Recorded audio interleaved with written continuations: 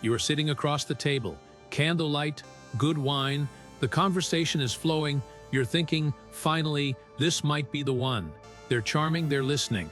It feels perfect. But then, it happens. A subtle movement of the hand, maybe a specific tap on the table, a weird flex of the fingers, a gesture so small, 99% of people would ignore it. They'd think it's just a quirk, a nervous habit. But you know better, or at least you will by the end of this video. That gesture isn't an accident, it's a leak in the mask.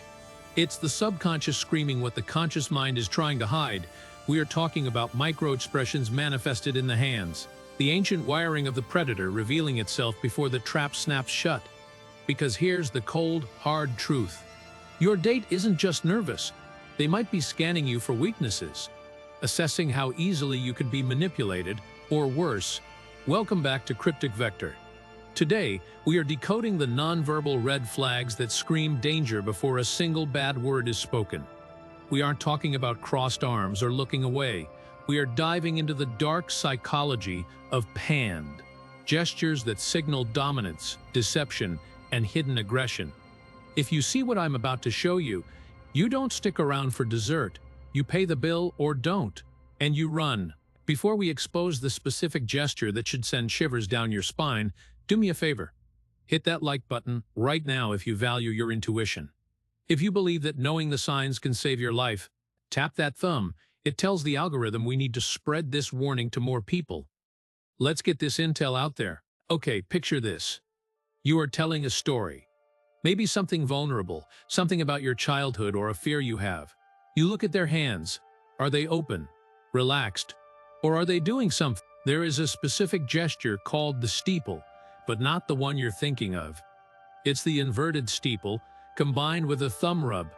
It looks casual, it looks thoughtful, but in the world of dark psychology, it's often a sign of someone who is withholding information while simultaneously judging your intelligence.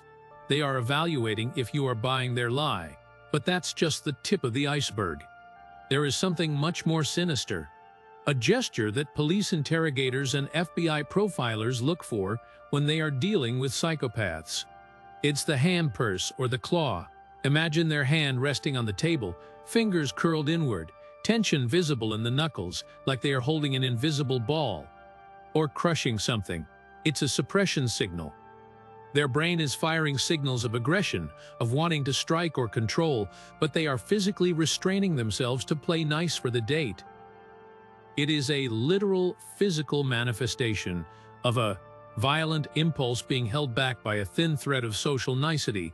And that thread, it can snap at any moment. And you need to understand the context.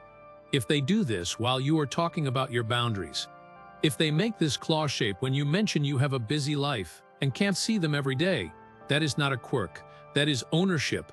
That is their brain saying, I want to crush that boundary. You are not a partner to them. You are an object to be acquired. And if you miss this, you might find yourself months down the line wondering how you ended up controlled, isolated, and afraid. I'm going to break down 3 specific variations of this predator hand you need to memorize. Burn these into your brain, because the next time you're out on a Friday night and the lighting is dim and the charm is high, you need to be watching those hands. The eyes can lie, the smile can be faked, but the hands rarely know how to keep a secret. All right, let's get into the specifics. You are staring across that table. What are the 3 hand movements that reveal a predator in plain sight? Number 1 is what behavioral experts call the table anchor. Watch their hands when the conversation gets emotional or when you disagree with them. Do they grab the edge of the table? I don't mean resting their hands there. I mean gripping it. White knuckles, fingers hooked underneath. This isn't them trying to stay steady. This is grounding. In high-stress tactical situations, we see this when someone is physically restraining a fight. Flight impulse. They are literally anchoring themselves to the furniture to stop from lashing out. If you see the table anchor while you are simply discussing where to go for vacation or why you didn't text back, immediately, that is latent rage. That is a person who is one bad day away from putting a hole in your drywall. Number 2, watch for the barrier. This is subtle, So pay attention as you talk. Watch if they start moving objects with their hands. They take the salt shaker, the wine glass, the menu, and they place it directly in the line of sight between you and them. They are building a wall, but here is the kicker. Watch how they place it. Is it a gentle set down, or is it a firm hard placement? A thud. That thud is a microaggression. It's a territorial claim. They are using their hands to manipulate the environment to block you out. It signals that they are closed off to your influence, but they want to control your space. If they are constantly rearranging the table to create distance, they are hiding something they don't want you to see. And the third one, this is the most dangerous because it looks like affection. It's the possessive groom. They reach out, they fix your hair, they brush lint off your shoulder, they adjust your collar. Sounds sweet, right? Wrong. In the early stages of dating, this is often a marking behavior. It's not about you looking good, it's about them correcting you. They are physically modifying your appearance to suit their standard. It's a dominance display disguised as care. If they do this constantly, fixing you, touching you, adjusting you, without you asking, they don't want a partner. They want a doll. They want something they can mold. Now, I want to pause for a second. I want you to think back to your past relationships. The bad ones, the ones you barely escaped. Did you see any of these signs? Scroll down to the comments right now and type, "I saw the signs if a past ex used to do this." Let's see how many of us ignored these red flags because we wanted to be loved. Don't be shy. Your story might wake someone else up before it's too late. Because here is the secret the experts won't tell you in those fluffy dating magazines. The hands are the direct line to the reptile brain. The face can be trained. We teach children to put on a happy face. We don't teach them to put on happy hands. When someone is truly dangerous, their hands will go rigid. They will stop moving in rhythm with their speech. Normal people talk with their hands. The gestures match the words. Psychopaths, they often have a disconnect. They say "I love you," but their hands are dead still, or worse, forming that claw we talked about. You need to look for the freeze. If you ask a hard question, like, "Are you seeing anyone else?" and their hands suddenly stop moving, freeze in midair, or lock onto an object, that is the cognitive load of a lie. Their brain is using so much energy to construct the fabrication that it shuts down motor function in the extremities. That freeze is your signal to leave. So what is the play here? You see the claw, you see the table anchor, you see the freeze. Do you confront them? Do you ask, "Hey, why are you gripping that wine glass like a weapon?" Absolutely not. You do not poke the bear. You do not let the predator know you have spotted the trap. Because the moment they realize their mask has slipped, the danger level skyrockets. A manipulator who feels exposed becomes desperate, and desperate people do reckless things. Your move is strategic withdrawal. You become boring. You become busy. You fade out.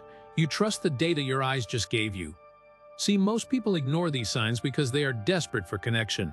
They tell themselves, "Oh, he's just passionate," or "she's just intense." No, intensity is focus. Aggression is a threat. Learn the difference. And there is one final rule regarding hands that beats everything else. It is the line of sight rule. If you are on a date and their hands are constantly hidden under the table, in their pocket, behind their back, you have zero data. And in the world of survival, zero data is a massive risk. Why hide the hands? Are they clenched? Are they trembling? Are they texting someone else? Or are they simply uncomfortable with being open? Open hands on the table generally signal an open mind. Hidden hands signal a hidden agenda. If you spend 2 hours with someone and you haven't seen their palms once, that is a person who is guarding their interior world with a fortress. Good luck breaking in without getting hurt. Look, the world is getting weirder. People are more stressed, more fractured, and more unpredictable than ever before. You cannot afford to walk through life blind. You need to be able to read the room before you even walk through the door. You need to see the invisible script that everyone else is ignoring. That is what we do here at Cryptic Vector. We don't deal in gossip. We deal in survival.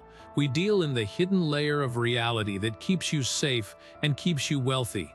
If you want to be part of the 1% who actually sees what is going on, you know what to do.